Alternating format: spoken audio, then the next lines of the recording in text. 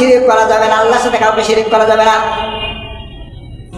লোকমান হাকিম তার সন্তানদেরকে সর্বপ্রথম উপদেশ দিয়েছিল, আমার সন্তানেরা তোমাদের জীবন চলে গেলেও কখনো কোনোদিন আল্লাহর সাথে শরীক করবে না।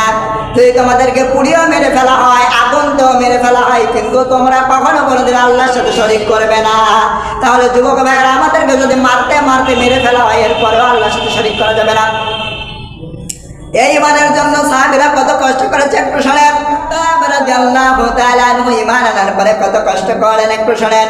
হযরত খাব্বাব রাদিয়াল্লাহু তাআলা আনহু ঈমান আনার পরে তাকে কাফেররা 3 দিন খেতে দেয় নাই। তারা মনে করলো খাব্বাব মনে হয় এমনিতে ঈমান ছেড়ে দেবে, 3 দিন না খেতে দিলেন।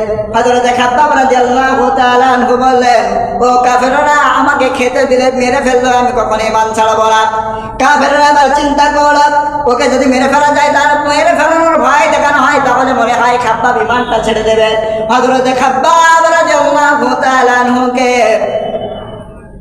জ্বলন্ত কয়লার উপরে শুয়ে দেওয়া হলো। কয়লা চেনেন আপনারা? জ্বলন্ত কয়লার উপরে হযরত খাব্বাব রাদিয়াল্লাহু তাআলা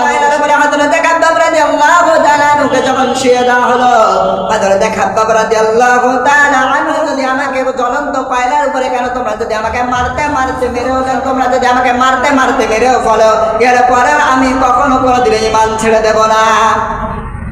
আপনারা দেখেছেন একটা বিল্ডিং এর বয়স যখন 50 বছর হয়, 30 বছর হয়, 25 বছর হয়, ওই বিল্ডিং থেকে বালু ধুলা পড়ে যখন খসে খসে পড়ে যায়, হযরত খাব্বাব রাদিয়াল্লাহু তাআলা আনহুর গা থেকে বালিগুলো খসে খসে পড়ে যাচ্ছে।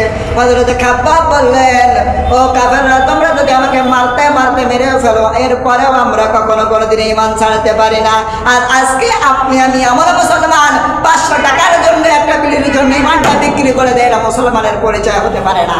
মুসলমান তো হবে, আমরা তো আশাই মুসলমান, আমরা তো খালিদ ইবনে ওয়ালিদের উত্তরসূরি, আবু বকরের উত্তরসূরি, ওসমানের উত্তরসূরি, কথা বলেন ঠিক কিনা?